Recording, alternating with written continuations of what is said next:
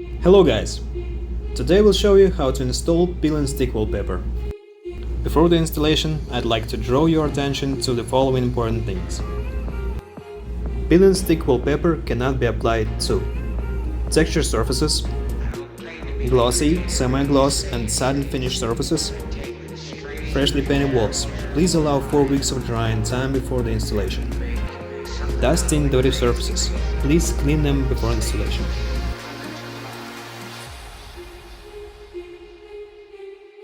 Inside the wallpaper roll, you'll find the installation instructions and scheme.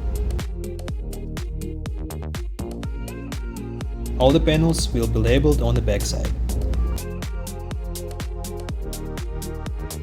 Starting the installation. Our panel is 35 inch wide, measuring 35 inch from the left. Using a level, draw a straight vertical line to align the panel. Install the panel according to your installation scheme.